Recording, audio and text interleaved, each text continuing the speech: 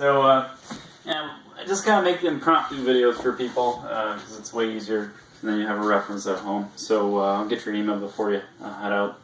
I'm just going to go over a couple of things for you to do before I see you again. I think a lot of the work you have to do at this point is just a lot of work on release. So I'm going to go over some stretches. I'm going to give you this tennis ball to bring home with you so you could torture yourself a little bit. Order of things that you should go through.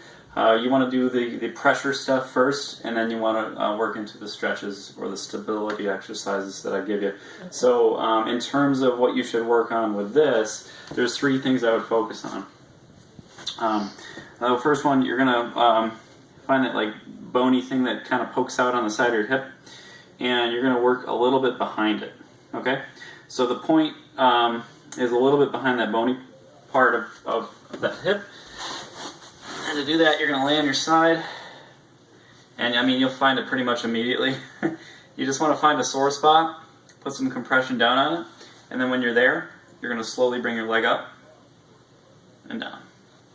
Okay. And then you can also, so I'd play with it. So what you're going to do is just work on this for about 30 seconds, give yourself a little bit of a break, and then go back and find a new spot or find the same spot and work on that again. So once again, it's up.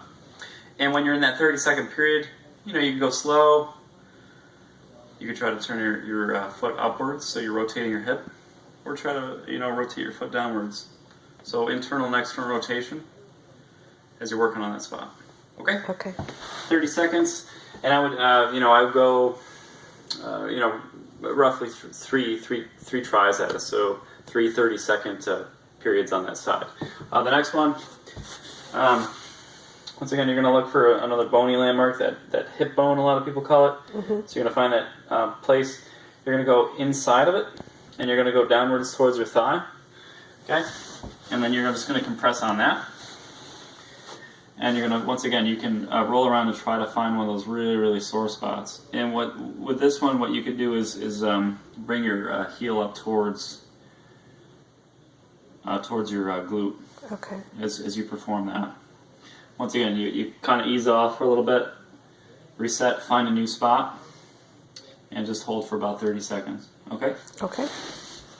Last one, if you want to do it, if your stomach isn't sensitive, you're going to go into, find that bony part again. You're going to go a little bit above it, and go at about a 45-degree angle onto your abdominals. And once again, same thing. You're just going to lay on it, provide some compression, and try to find a sore little spot right about there. And you just hold there and just kind of roll, kind of wiggle on it back and forth for about 30 seconds. Okay. So 2 to 3 goes of 30-second rounds. So there's the rolling. Then I would follow that up with a couple releases. So you're going to do, you can do this on both sides, but I would focus on the left. So I'm just going to show you all the left. But I highly recommend doing both. So what you're going to do, you're going to get your front leg into a 90-degree angle in relationship to your body, okay? Mm-hmm. In addition, my right hip is dysfunctional, so pardon me a little bit, but same thing with the other side, so 90-degree angle. You're going to try to have your foot in a neutral position, okay? So it's neither pointed down or pointed all the way up, it's just kind of hanging out there. You want to bring your sternum in line with your knee. Your back's going to be straight, and you're going to follow down. Try to bring your chest towards your hips. So this is going to do one of 2 things, and we're going to go over this before you leave. It's either going to hit the inside of the groin here, or it's going to provide a stretch on the outside of the thigh here, or both. Whichever one it does is okay. Okay? That was my friend Brad. Oh, no, sorry. It's mine, I think.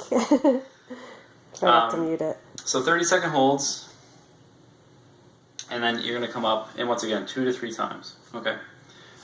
And you're going to switch sides. So that's kind of like a pigeon. Yeah, a little modified because you're trying to keep your upper torso stable. Okay. And notice it's a lot easier for me to do on this side. Okay.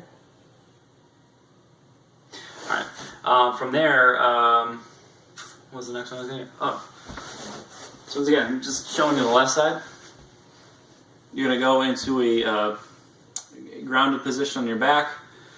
you're going to bring your leg with your hands as far upwards as possible. You're going to bring your ankle upwards, and you're going to just slowly kick until you feel tension. Okay. This is going to be repetitions, 2 sets. I would do about 10 to 15 Okay. repetitions. Now, as I'm doing it, you can also turn your foot in and out. So I'm turning my heel and trying to get different angles of the hamstrings as I release them. You might feel the stretch here. You might feel it in your calf. You might feel it up towards your glute. Either one of those is fine. Okay. And then I think I'll just leave it at that. So just perform those, every day if you can until you see me, and we'll see how you do. Okay. Stop this. Yeah.